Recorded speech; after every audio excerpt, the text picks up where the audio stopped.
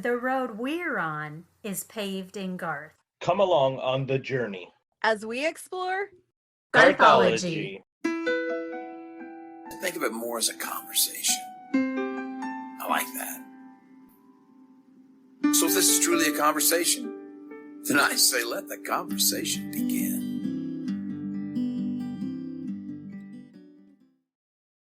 Hi, everyone. It's Deb. Hey guys, it's Pete. And I'm Jess. Welcome to episode 11 of Garthology. Thanks once again for joining our journey. We're glad you're along for the ride. Because it's Christmas time, we're going to veer a little bit off track. Instead of discussing a Garth album, we're going to talk about a Garth and Trisha album.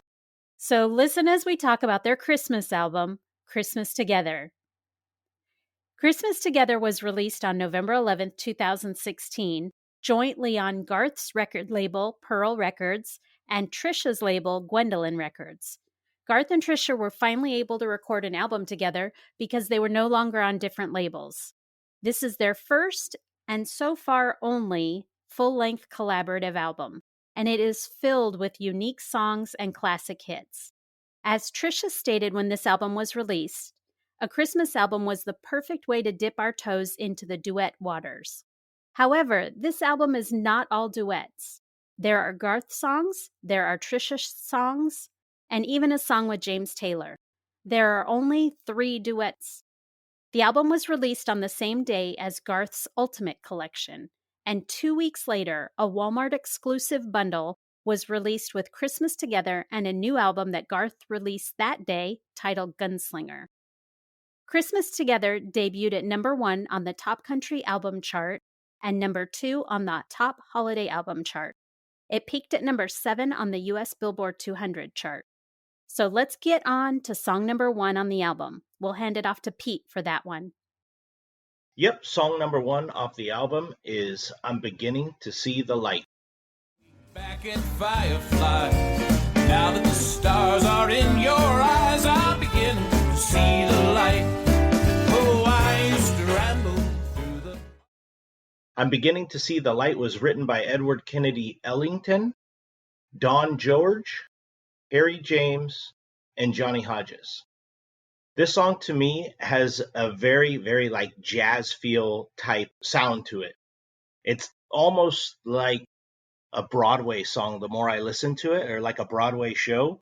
I could see people in a very like low lit park and a man and a woman from different sides of the park coming through it and kind of shadow boxing like they say in the lyrics. And then as the song goes on and they talk about when they kiss, it creates a spark. To me, seems like at that point you'd see a man and a woman, they kiss, and then all of a sudden behind them the lights come on.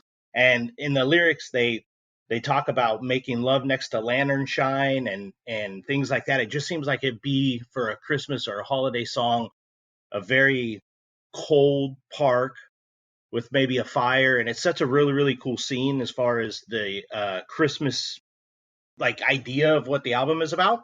And so I don't know, I am not one to sit down and listen to Christmas songs, but this one starting the album off really kind of got me into it.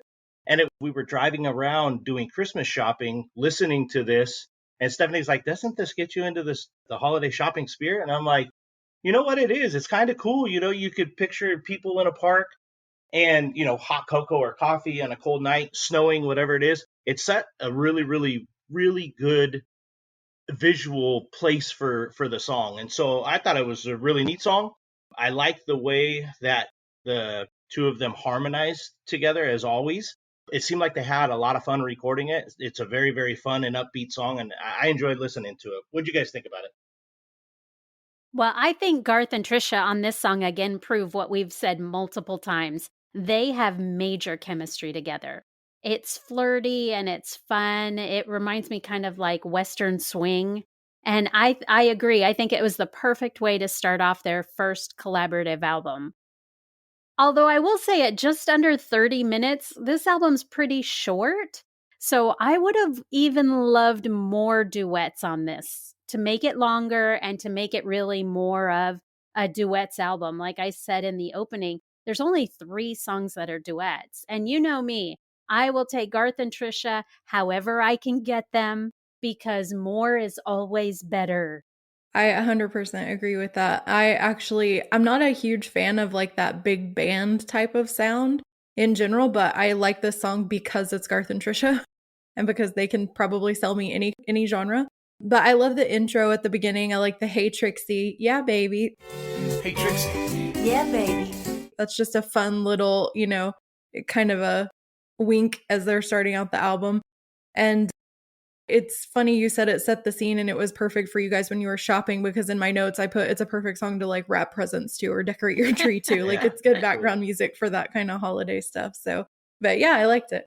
It's funny because after that I kept calling Stephanie Trixie and she's like, why do you keep doing that? And I was like, it's perfect. Well, that'll do it for song number 1. We're going to pass it over to Jess for song number 2. Song number 2 is "Ugly Christmas Sweater." Ho, ho, ho. There's really nothing better than a beautiful girl in an ugly Christmas sweater. Ho, ho, ho. Now I can't forget. "Ugly Christmas Sweater" was written by Garth Brooks and John Martin. And John Martin actually grew up here in Oklahoma in Stillwater, and his dad worked in the athletic department at OSU. So he had met Garth growing up because Garth used to hang out at their house. And then years later at an alumni event, the coach introduced them again and kind of was saying how he liked the music that John Martin was writing. And so Garth said to give John his number, and they kind of developed a friendship based off of that. Later, after they had become friends, he suggested to John Martin that he move to Nashville, and the rest is history. He became a songwriter there, a pretty successful one. He actually wrote 12 original songs for a movie called The Last Movie Star, which was one of the last movies that Burt Reynolds did. And he also, as of 2017, was the director of music for a documentary based here in Oklahoma in a town called Perry. And it's about the lessons you learn from participating in sports. It at the time was supposed to be titled The Price of Legacy. And I think that Garth would be into that because he's a big sports guy and his kids played sports and because they met each other through that. And funnily enough, this song was actually written on the basketball court. After Garth and Trisha moved back to Nashville, Garth and John Martin started hanging out and working out together, playing basketball. And one morning they were shooting hoops and talking about Christmas songs that they liked, and they started writing this song. And I had to laugh because John says that he'd never tell Garth this, but he's actually a pretty good basketball player, but Trisha's better than both of them. And that kind of made me chuckle. But the song itself is basically like a holiday meet cute song. It's about a guy getting ready to leave an office Christmas party, and in walks a girl from accounting wearing an ugly Christmas sweater. And so he kind of stands next to her to arrange an accidental meeting and asks her to dance. And eventually they end up under the mistletoe and they end up getting together. So it's just a happy little holiday song. And it's very apropos, I think, given the popularity of the ugly Christmas sweater in recent years. Because, those used to just be a holiday sweater and then somewhere they became a thing. And so now it's such a part of holiday party traditions that I think this song needed to be written. So it was timely. How about you guys? Did this one make you want to grab your ugly Christmas sweaters? Well, I think this song is hilarious. I think that Garth is so romantic and so sweet in it. And I'm actually surprised it isn't more of a classic song now because, like you said, like ugly Christmas sweaters are a thing. Mm-hmm. So I'm surprised that it doesn't get played more, I think it should just take off because there's nothing like it. It fits this season perfectly. I love that it's tongue in cheek and it's funny and it pretends to take itself seriously. But you can tell that when Garth is singing this, like he's singing it with a straight face, but on the inside, he's completely laughing. Yeah. And totally. So I just love it. I think it's great. Yeah, that's kind of funny. That's kind of what I got from it as well. A lot of humor in this song, but it tries to make itself serious. And if you think about Ugly Christmas Sweater, if you look at a lot of the different themes that they have on these, there's a little bit of seriousness, but a whole lot of funniness on an Ugly Christmas Sweater. That's what it's about. And as far as taking off, I mean, you have these people, I've heard customers of mine that they're getting ready for these ugly Christmas party. Like they're going to have Zoom parties this year because of what's going on. People have trophies and they win prizes for the ugliest sweater. And I'm thinking to myself, you're out shopping now and you see them, of course. You see people wearing them. I wouldn't find myself. I mean, I wouldn't know. It's not one you would normally wear, but for a party or a get together that is about a ugly Christmas sweater, there is a lot of fun in it. And like you said, it did sound like he was having a great time singing it. You could kind of hear it through the songs and the lyrics, but yeah, a real fun song. Yeah. Agreed. All right, we're going to send it over to Deb for song number 3. Yes, back to me for song number 3, and it is Santa Baby. Santa baby, just slip a sable under the tree for me. Been an awfully good girl, Santa baby, so hurry down the chimney tonight. Santa Baby was written by Joan Javits, Philip Springer, and Tony Springer. It's probably one of the most well-known Christmas songs ever. The original was done by Eartha Kitt in 1953, but it's been covered by Madonna, Kylie Minogue, Taylor Swift, Ariana Grande, Gwen Stefani, and even Michael Bublé. So Trisha's recording of Santa Baby doesn't include Garth, so it's not one of their duets. So Trisha's cover of this landed on the adult contemporary chart when this album was released, and it peaked at number 18, which was the third time Trisha entered the AC chart, and at number 18, it was her second highest ranking there ever. Her song Broken peaked at 17 in 2016. She performed her rendition of Santa Baby and also Hard Candy Christmas from this album on the CMA's Country Christmas, which is their Yuletide television special, on December 21st, 2017. And I found some video of that performance, so I will link to it on our website, so be sure and check it out. And I find Trisha's version of this song great. Like, she's cheeky and flirty and playful, and I think it shows her sexy side, which for Trisha, we don't get to see that very often. And as a result, I really like it. I like that she really, it seems, came outside of the box for her to do that. And I think she had fun with it. And I think that it really lets her personality shine through. So what did you guys think? I agree. Yeah, I really liked it. Thought that, like you said, it really shows a different side of Trish as far as the different kinds of songs that she does. It's kind of a holiday song with a little bit of a risque type tempo or lyric to it, I guess you could say. I don't know what it is, and it's not just when Trisha sings it, but it's anytime that I hear it.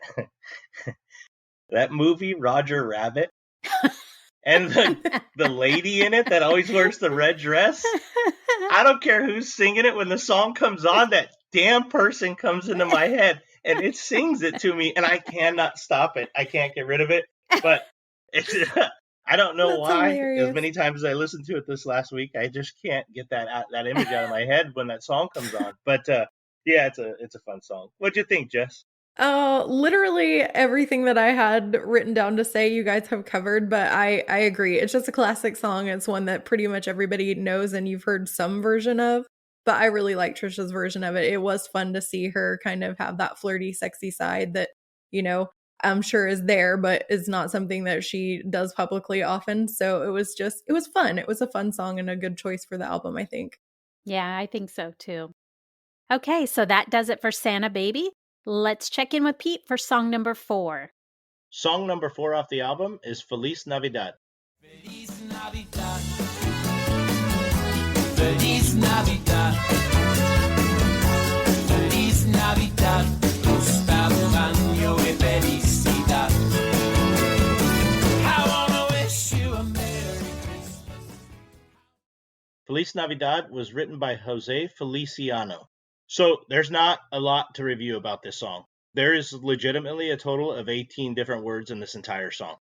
The 18 different words in the song is repeated between Spanish and English. So, with that being said, it was cool to hear Garth speak Spanish, I guess. Although there's not many times that you hear it, but I thought he did well on the song. But about the song, during this time of the year, you know that it's getting close to the holidays when you start to hear it on. Like, this is a staple in this time of the year that you hear, and you know that it's getting close to Christmas. You mentioned last time probably one of the more popular Christmas songs, this one's got to be up there, as far as Jingle Bells and all that stuff, because they do it in school programs. And my Spanish isn't really good, but I imagine I could probably sing this song pretty darn good, and that's about the extent of it. But there wasn't really much as far as the lyrics and the differences in the song that I found. But what'd you guys find? What'd you guys think? Well, I was actually surprised when this album came out and I found that Garth had redone Feliz Navidad. I mean, a country Feliz Navidad, and yet he kind of pulls it off. Like, it's a country jam in this rendition, which I would have never expected. This song was an unusual choice to include on the album, especially because there's so many classic Christmas songs that Garth could have chosen.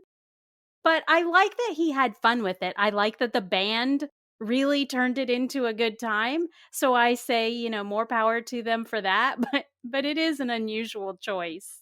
We also talk about a lot of the times on the albums where he kind of has that fun song or the humorous song and the fun song. Maybe this was the reason for it being on the album.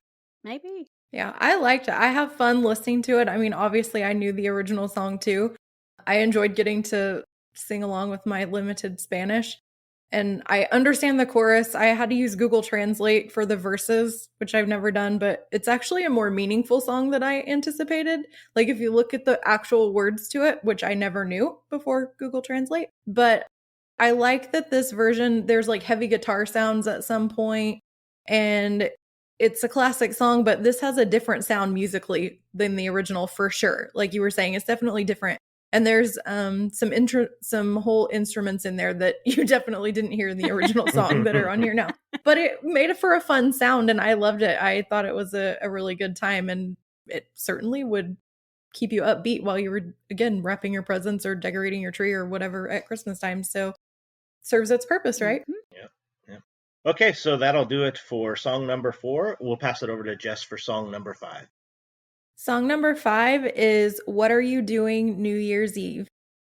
I'd ask you just the same. What are you doing New Year's?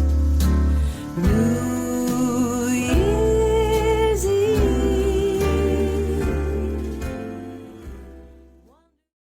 This song was written by Frank Lesser in 1947. He is a Pulitzer Prize, Tony, Grammy, and Academy Award-winning composer and songwriter. And he wrote the music and lyrics for Broadway hits like Guys and Dolls and How to Succeed in Business Without Really Trying. And he wrote many standards throughout his career and passed away in 1969 at the relatively young age of 59.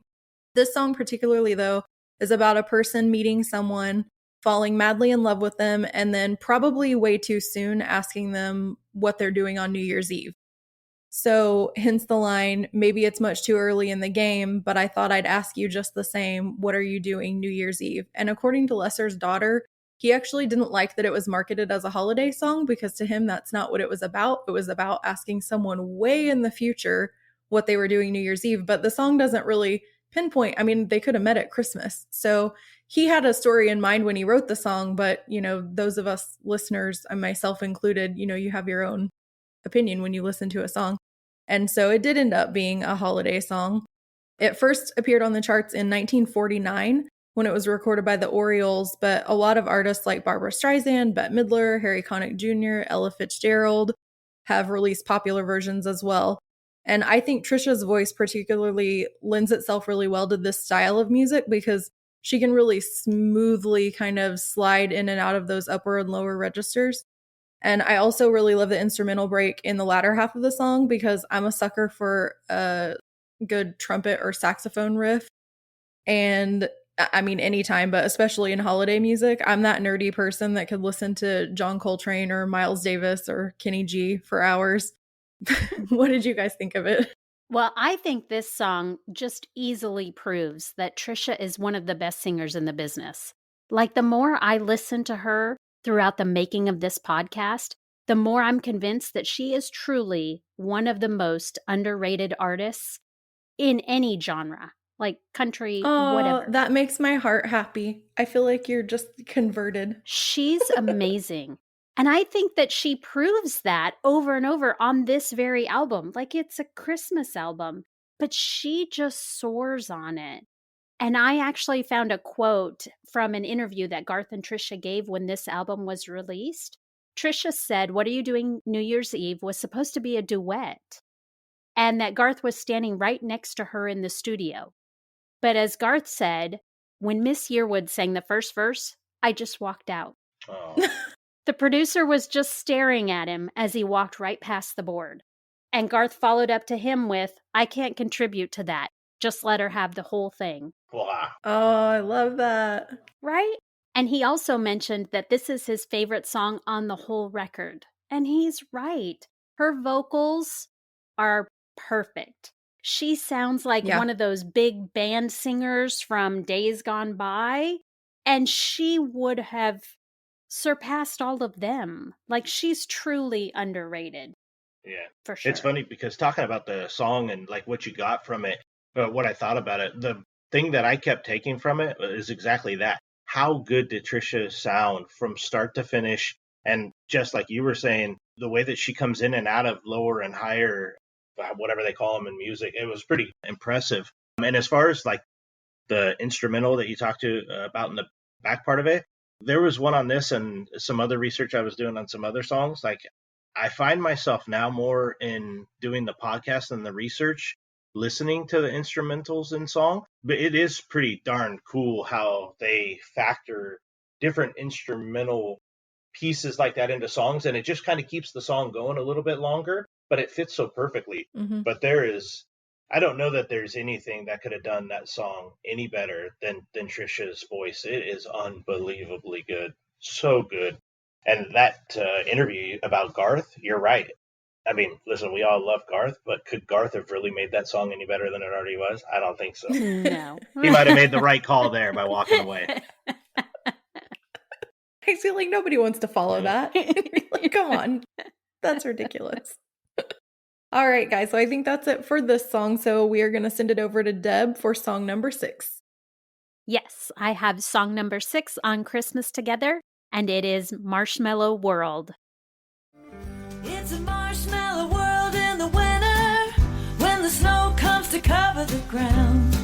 It's the time for play. It's a whipped cream day. I wait for it the whole year round. Marshmallow World, also sometimes called A Marshmallow World or It's a Marshmallow World, with music by Peter DeRose and lyrics by Carl Sigman, is the perfect song for this album. This duet of Garth and Trisha's is light and fluffy fun, just like the lyrics, and it's a real delight for me on this album because, and well, this applies to most of the album as a whole, it stands out as a very different Christmas song than we normally hear. At this time of year, that's pretty rare. We often hear the same 10 to 15 songs played through the month of December, just done by different artists. But this very cute song, Garth and Trisha have filled this album with untraditional holiday fun. They do have like 3 or 4 pretty recognizable Christmas songs on here, but it's mostly lesser known or new songs. And this song was originally recorded by Bing Crosby, but it's not a standard Christmas song. Like, it's not one that you hear over and over in December. And I think maybe because it never actually talks about the holidays or Christmas in the lyrics, that might be why you don't hear it as often. But I still think it's a great fit for this album. Their interpretation is fun and energetic, and it just works. I'm thrilled with this song. I love it. What did you guys think? I adore any duet that Garth and Trisha do. I mean, let's be honest, we already talked about that. But I really did enjoy this one. The opening music, initially when I listened to it for the purposes of the podcast, for some reason it popped in my head, up on the housetop. Like, that's what I heard with the first few notes. And I was like, no, that song's not on here. But then I was like, well, it kind of sounds similar though. And it's a similar feel. It just makes you think of being a kid and like having a snow day. And, you know, you wait for snow, you pray for it all year, and then you pray it won't melt too fast. Or I I don't know. I say that you guys grew up in California, Yeah, so I don't know don't that you were even know really that. praying for snow. I was praying for snow and then it wouldn't melt. We see snow here, we're in trouble. Right. And the song mentions the sun beaming down so your nose won't freeze. And I remember that, like playing so hard in the snow, sledding and running around that you're hot. Like, and I wanted to take my jacket and my hat off. And, you know, moms are always running after their kids, making them put their stuff back on. And so it really made me think of that time and the days when like you got out of school and your parents got to stay home from work and everybody just went out and played in the snow. And so I didn't know this song before, but I really like it because it was a very nostalgic feel for me and brought back those memories. So I think I'll probably play this one at the holidays now. And I had listened to the CD before, but for whatever reason, I skipped over it. And now I think it will definitely be in my holiday playlist though. Yeah, it's funny that you mentioned that as far as the story that it tells, sun. I was up in Big Bear with family this week, and last week I started listening to this album a little bit, and I got the song came on, and it was fun, but I had a hard time like getting myself into it too much, but it must have stuck with me because we went out on Saturday. We were sledding, playing at a snow park, and it was like one of the first things that had come up. I actually put it on my Amazon Music, and I was listening to it. Steffi's like, "What are you doing?" I'm gonna listen to the lyrics. It's exactly what the girls are doing, but it was a lot of fun, and yeah, it kind of tells just a really cool story about like a winter wonderland and kids playing and having fun. So that's what I got from it. Okay, well, that wraps that up. So now it's Pete's turn to discuss song number 7. Yep, song number 7 off the album is Merry Christmas Means I Love You. Given whatever you call it is cool, no matter what your nation or God. So happy holidays, Hanukkah, Christmas, Kwanzaa for you. Season's best, Feliz Navidad. Merry Christmas when I say Merry Christmas to you. Merry Christmas means I love you. It was written by Garth Brooks and Jenny Yates, who we've talked about before. And on the first verse of this song, from that point on through the rest of the song, I really, really enjoyed it. However, in the first verse, it says that it's that time of year again that we spend with family and with friends. Good tidings we send of love without end. Amen.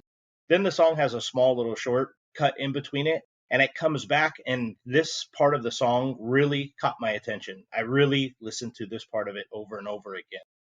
It says, "But if love is the gift that you are giving, whether you call it is cool, no matter what your nation or God, so happy holidays, Hanukkah, Christmas, Kwanzaa, Yule, season's best, Feliz Navidad." To me, it just sums up the way that no matter what belief or religion or how you choose to celebrate the holidays, it's just an easy way to say that I love you and enjoy the holidays with family and with friends. So I think that the song has a really cool beat to it. It's very catchy. It was catchy for me. It got into it. I like the way that the words rhyme through the different choruses that they have. And I definitely like the meaning behind the words in the song and the meaning of the song itself. So I enjoyed listening to that one. And like I said, just kept replaying and replaying and replaying those verses to where I almost had it memorized at that point. And I was like, okay, I got to listen to the rest of the song. So I went on to listen to it. Yeah, I enjoyed it, but those were definitely the beginning of the song really catches it with the lyrics, and it sucked me into it, and I enjoyed listening to the rest of it. How about you guys? I love the music in this song and the melody especially. It's really catchy and it's very real and in keeping with Garth's, I think, general outlook and message of just tolerance and inclusiveness. But at the same time, I feel like it's saying, when I say Merry Christmas, I'm not belittling your holiday traditions. I'm just spreading love during the holiday season the way that means something to me, or that means the most to me. So in the same vein, if you wish me happy Hanukkah or season's greetings or Feliz Navidad, I will receive that with love and an open heart. You know, like it's just like celebrate the way you celebrate, and everyone is just spreading love in the way that they do. And I like that. I like the message about the song. And there's even a line in there that says, whatever you say to honor the day is okay. And like, that's the whole point. That sums it up very well, I think. But I like this one a lot. What do you think of it? Yeah, exactly. Those were exactly the notes that I had. It's probably the most serious song that's included on this album, but it's also probably my favorite Garth solo on the album. It's very inspirational. It really gets you to thinking about what really is the meaning of Merry Christmas. And so I like that Garth is willing to take that chance. We've talked about that before, where he's kind of a maverick. He's willing to say or sing or write songs and lyrics that other people may not be willing to take that chance. And he doesn't hold himself back from that. And so I like that he's willing to put these lyrics into a song and put it out on a Christmas album. So yeah, I really enjoy it. It's probably my favorite Garth solo on this album. Yeah, really neat song. With that, we're going to pass it over to Jess for song number 8. Song number 8 is Hard Candy Christmas. Me, I'll be just fine and dandy. Lord, it's like a hard candy Christmas. I'm barely getting through tomorrow, but still I won't let. Hard Candy Christmas was written by Carol Hall, who's an accomplished songwriter who wrote songs recorded by the likes of Bill Evans and Barbra Streisand. She passed away in 2018 at the age of 82, but prior to that, she'd worked many years composing and writing songs for Sesame Street, and is best known for composing music and lyrics for the Broadway stage musical Best Little Whorehouse in Texas in 1978, which is where this song came from. I love, love, love this song. I grew up knowing the Dolly Parton version from the radio, and then maybe in like middle school or high school, I saw the movie Best Little Whorehouse in Texas, which had come out in 1982, but some years later I saw it. And it's brilliant and one I've seen a million times up at this point in my life. So the musical is about, obviously, a whorehouse, which is not maybe what you'd expect to be the impetus for a great Christmas song. But at the point in the story where the song comes into play, the brothel's being shut down and all the girls are having to figure out what they're going to do. So in the story, each line's actually being sung by a different person. So there's a slightly different feel if you're listening to it with one person performing it, because then it's from the perspective of one person listing all the different options of what they might do with their life. Similar to What Are You Doing New Year's Eve, this isn't really a holiday song at all. It's saying, I'm going through a hard time, I'm struggling. It's going to be just like a hard candy Christmas, but I'm going to be okay. I'm going to figure it out and I'll survive this. And the phrase hard candy Christmas refers to a time in history when a lot of families were really struggling financially and could only afford penny candy for their kids at Christmas time. So the hard candy metaphor means that life can be hard and still be sweet at the same time, which I really like. And I think in that way, it is a holiday song. It does, embody that time of year in that way. Other people who've done covers of this song are June Carter, Leanne Rimes, Reba, Cyndi Lauper, and Alison Krauss did it as a duet, which I'd kind of be interested to hear. I didn't look it up, but that was interesting to me. And I actually worried that I might not like Trisha's version of this song because I love the original so much, but it actually ended up being the song that I listened to the most on this album. And Trisha acknowledges no one could do it like Dolly, so she didn't try. She just did a tribute to a song that she loved and kind of just made it her own. And she nails it. And she sings the you-know-what out of it. And like she does everything. So I need to know, did you guys know this one? Did you know the Dolly version? Are you familiar with Best Little Whorehouse in Texas? And why is it your favorite musical? Yeah, so my love for this song goes all the way back to the original also. And prior to Trisha's version of it, if anyone had asked me, should someone besides Dolly Parton record this song? My answer would have been emphatically no. Right? The original is sublime. But man, Trisha's version comes pretty dang close to perfection. I agree. Like, her vocals are strong and yet heartbreaking. I tear up each time this song comes on. I love the movie. I will always love the movie. I love Dolly. I will always love Dolly's version of it. But to me, this song right here is alone makes the purchase of this album worth the price. I agree. Yeah. Yeah, I don't know the movie. I didn't listen to Dolly's, but obviously I heard it from Trisha. But again, we talk about how good Trisha was. Jess touched on it a little bit in her review, as far as that there's a time when families are struggling, and it's always not what you get, it's how good you can make what you have out of it. And to me, when I listened to the song and caught a little bit of that, it just kind of reminded me of the times that a lot of people are going through right now as well. A lot of people are going to have a whole heck of a lot this year, but it's not necessarily what you have, it's what you can do with what you do have and how you can make that mean so much. So that's kind of what I took from it. I didn't see the movie. I will go back and listen to Dolly Parton's version because you guys seem to really think that it was pretty darn good. This was not a song that I knew, so I only know it as Trisha.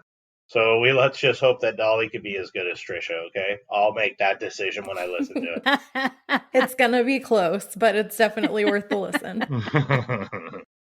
Okay, song number 9. We're going to take it back over to Deb again. Song number 9 is Baby It's Cold Outside. I ought to say no, no, no, sir. At least I'm gonna say that I tried. I really can't stay. Baby, it's cold outside. Baby It's Cold Outside was written by Frank Lesser. And it's one of the very few traditional or standard Christmas songs that we hear every December. I'm certain that Garth and Trisha's version of this song is a pleasure to all of their fans, me included. It's one of the highlights of the album, especially if a fan is looking for a more traditional Christmas song and yearning for Garth and Trisha together. In that case, they nail this song. It's playful, it shows their fun sides, and we know they always play off each other so well. Plus, they give this version of it a little bit of a country flair, which I appreciate. So for me, this is the perfect duet on this album. What did you guys think of it? I really love this one. It's one of those songs that I've known. I couldn't tell you where I learned it along the way, but I've known it for a long time. I've heard different versions of it, and I always enjoy it. But of course, listening to them sing it was especially fun. It was interesting to me that, you noted Frank Lesser wrote this song also, and he actually wrote it for parties. Like, he and his wife used to perform it at parties. And when he actually finally sold the song to MGM, she was very angry with him for sharing that with the world when it was their song. But I thought that was a funny story about it. I think of all the other versions that have been out there, and you can probably appreciate this, Kelly Clarkson's is probably my favorite. She's actually done it twice because she performed this with Ronnie Dunn on her album, and then she performed it again more recently with John Legend for his album. So there's some good, people I feel like have some good musical taste have picked up this song and done it. So I'm glad that Garth and Trisha did as well. And for you, Deb, did you know that Barry Manilow did a version of this song? I did, yes. Okay. Who was the woman in it? Katie Osland. I was like, I can't think of it, but yes, I love everything he does too. So I'm gonna need to listen to that version because I've never heard it, but yeah, I really love this song. I think they did an awesome job on it, and I was really excited to see it on the album because, again, it was a song I already knew, but I loved it, and so I was really excited to hear them sing it. They did a fun, playful job with it. I can tell you what else is fun about this song. When you're out Christmas shopping with your daughter and it's cold, and then you know the lyrics, baby, it's cold outside. Every time that she says, Dad, I'm cold, like you're waiting in line to get into a store, baby, it's cold. She was not very happy with me doing that. But a lot of fun on the song, and obviously, like you guys said, one that is a more traditional one that you hear a bunch of different covers of it. But I thought it was a lot of fun. Yes, it was. Okay, I think that wraps it up for Baby It's Cold Outside. Let's turn it over to Pete for song number 10. Yep, song number 10 off the album is The Man with the Bag. You'll get yours if you've done everything you should. Extra special good he'll make this December the one you'll remember, the best and the merriest you ever did have. Everybody's waiting for the man with the bag. Christmas is here again. The Man with the Bag was written by Dudley Brooks, Hal Stanley, and Irving Taylor. This song, Trisha just jumps right out of the gates on it. And I love her harmony and the pace to the lyrics of the song. I love how the song tells the story that we all know so much about when we wish a holiday wish list. And in a different way, the way that the song says it, a kid would make a list for Santa, hope that they get their Christmas list. And the way that she turns the lyrics on it a little bit to kind of mean the same thing, it does say in there that he will be here with the answer to the prayers that you made through the year. You'll get yours if you've done everything you should, extra special good. He'll make this December the one you'll remember, the rest and the merriest you ever did have. Everybody is waiting for the man with the bag. I think that the lyrics are a lot of fun in it. To me, it's like an adult version, I guess, of a child's wish list, like I was saying. And I didn't ever hear the song before. This one is probably one that I listened to the absolute most while doing the research on it. And matter of fact, I think I made a comment to you guys about just how catchy it was to me and how much I actually did enjoy it. And, I would be the first to admit I was going to struggle with this Christmas album as far as doing the research because just, I don't know, I always found myself really not wanting to get into it. But this song helped a lot. And then other than the traditional Jingle Bell one when you're in the store, the other night I'm shopping and I hear the song. And it's not Trisha's song, but I heard it and I knew it right away. I knew the lyrics. Stephanie says, "What are you doing singing the song?" And I said, "Steph, I know this song." I was so excited that I knew a different than normal holiday song. And it was from doing the research on it. I think, of course, again, Trisha killed it. But like I said, the way that she comes out with the lyrics, the pace of the lyrics in the song, it seems to me like she really did have a lot of fun while recording this one. I kind of just, figured her bopping around in there and singing it. It's a very catchy tune. So I really enjoyed it. How about you guys? This is another song that I am aware that it's a classic, but I wasn't very familiar with it. I'd heard it over the years, but I didn't really know it. And again, I'm not a big band fan personally, but something about it being a Christmas song makes that work for me, even though that sound is not what I would normally gravitate to. But I liked it. I enjoyed the music and the lyrics to it. And I find that actually when I'm done listening to the Christmas music, this tune gets stuck in my head. So I turn it off and this will be the one that I find myself kind of humming, which is funny because it's not what I would, if you ask me which song do you think is going to stick with you off the album, it would not be this one, but it is. It's what I hum after I turned it off. Yeah, this is another really good, great big band feel. And Trisha just embodies it. Like the arrangement is perfect and she just shines in this environment. So I'm starting to think maybe she was just born in the wrong era. Like maybe she was supposed to be this big band singer because... Well, she has that album, the Let's Be Frank. Yeah, with all the Frank Sinatra songs. See, now I knew that existed, but I've not listened to it. And after researching this album and really turning a corner as far as Trisha's concerned, I'm going to just gobble up everything she's ever done. And I think I'm going to start with the Frank Sinatra one because I grew up on Frank Sinatra because my dad loves him. It's my dad's favorite singer. Oh, you'll love it then. I definitely think Let's Be Frank is going to be the first one as soon as we're done tonight. So I think she's sassy in this classic song, and I think she just really pulls it off. It's a really, really strong song for her, and I like it a lot. Yeah, it was a lot of fun, and I really, really enjoyed that song. I imagine it'll be one that we play between now and Christmas quite a bit, because I really enjoyed the song. But with that being said, we'll head over to song 11, and Jess. Song number 11 is What I'm Thankful For, the Thanksgiving song. I'm thankful for the Lord above, the gift of his unending love, the promise kept that there is something more. These are the things I'm thankful for.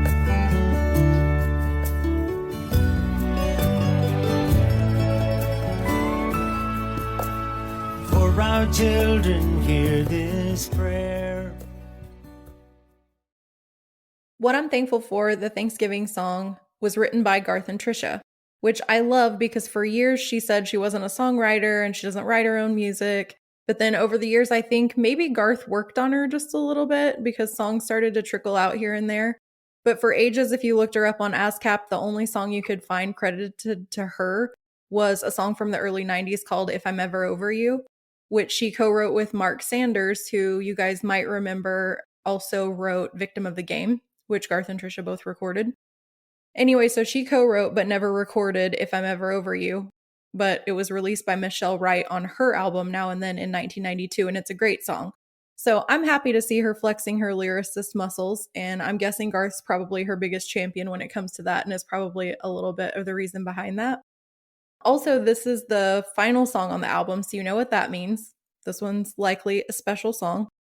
And it's a duet with James Taylor, so I mean, you can't get much more special than that, especially when it comes to Garth.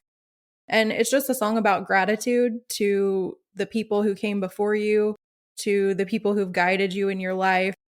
It says to thank God for his unending love and the gift of something beyond this life. And keeping in mind that Garth and Trisha were writing it, listening to the lyrics, it's a prayer for their children to be surrounded by love and for their children's children to be surrounded by love. And a reminder to just pause somewhere amongst the hustle and bustle of the holidays and give thanks for all that you have. And this is probably actually my favorite song on the album, even though I listen to Hard Candy Christmas the most. If I really think about what the song means and what song I think deserves a real thorough listen and really epitomizes the meaning of Christmas, it's probably this one. I mean, doesn't this song just make you want to go hug your babies? It does. Yes. It really, really does. Yeah, it really does. It does make you think and want to be very, very thankful for the people, like you said, around you, what you might have in your life. And as I was listening to it, I thought to myself, on a Christmas album like this, is he going to go with the same, if it's the last song on the album, his love is baby of the album, or whatever you might want to call it. And in it, when you listen to the song and you listen to the lyric and the meaning behind it, I could see with the way that Garth is and about how he always finishes it with people love one another, I could see why this song was the last song on the album. And I think that has to do with the meaning that was written behind the song, and just to be thankful for everything that you got. And, obviously pray for your babies and your family, people around you. It is a very, very good, very emotional song. Yeah. And I mean, a Trisha written song and James Taylor sings on it. Like, who could ask for more? Right. And then you make it a song about being thankful for life's blessings. Yeah. Well, that's just perfect. Like, it just ties it all up with this pretty little bow, and it's the perfect song. And you know that Garth must have just been ecstatic at getting to record with James Taylor. I could just see him at some point during that recording, just catching himself in the recording studio going, look where I am. Look what we've done. Look what's happening right now. Yeah. That just had to be the most special moment. The love of his life. Right. Right. With James Taylor, right? I mean, Garth Brooks and James Taylor. And they're all there singing a song about being thankful and loving one another. It's like the three perfect things for Garth, I could imagine. Right. That's a good day. Absolutely. If you're Garth Brooks. Yeah, that's a real good day. That's got to rank right up there towards the top. I'm willing to bet meet and greet with Garth, he probably cried during that recording. So I'm going to bet that he cried during it, at least one point. And if I win that bet, I get a meet and greet. So Garth, if you're listening, reach out. I won. All right, guys, I think that's it for this song.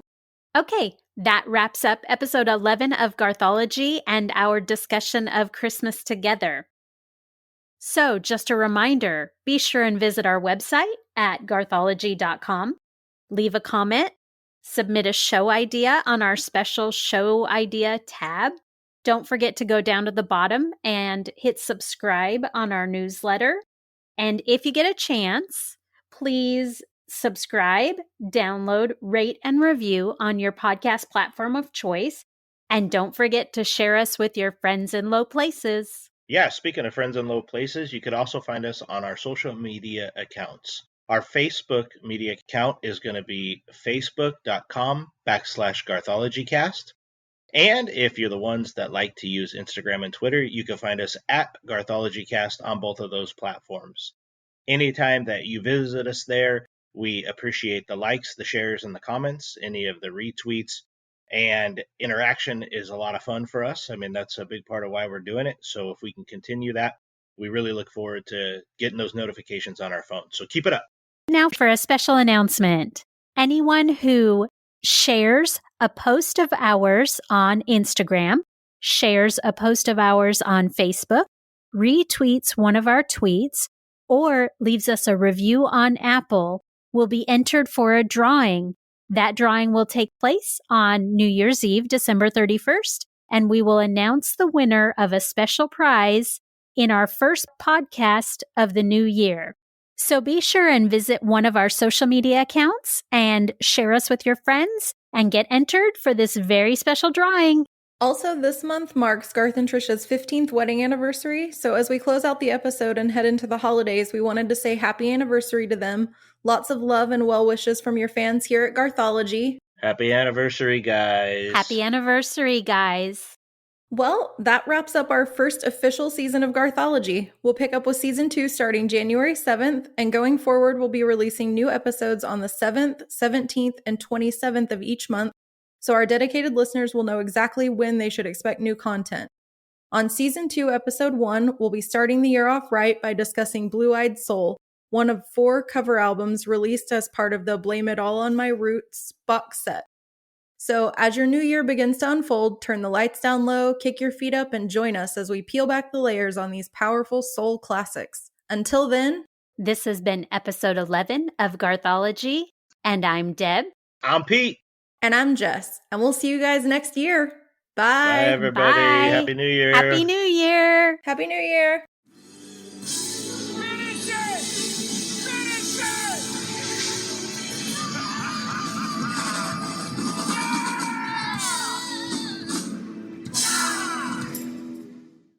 3, 2, 1. Welcome to episode 10 of Garthology. Thanks once again for joining our... Nope. Why not? 11. 11. Episode No. 11. No. You told me 11. You told us 11 and 12. 12, It should and be then the 11 new and one 12. is 13. Son of a... You're right. So the one I'm Look who editing got right the now... blooper this time. The one I'm editing right now is 10. Damn, Jess came in Oh, like, no, no. you told me. Oh, damn. You did. Uh-huh. All right. 3, 2, 1. Now... I can't do it. Are we supposed to do the Deb, Jess, and Pete thing? You're right. I Yeah, totally right? jumped ahead. Yeah, I was like, oh, maybe we should just gonna pop that one in now. This was supposed to be Jess's turn. Feliz Navidad was written by Jose Fella. You're going to have to write it out phonetically. Hold on a second. I don't have a pen yet. Jose Feliciano. Felici. Oh, no. Feliciano. Feliciano.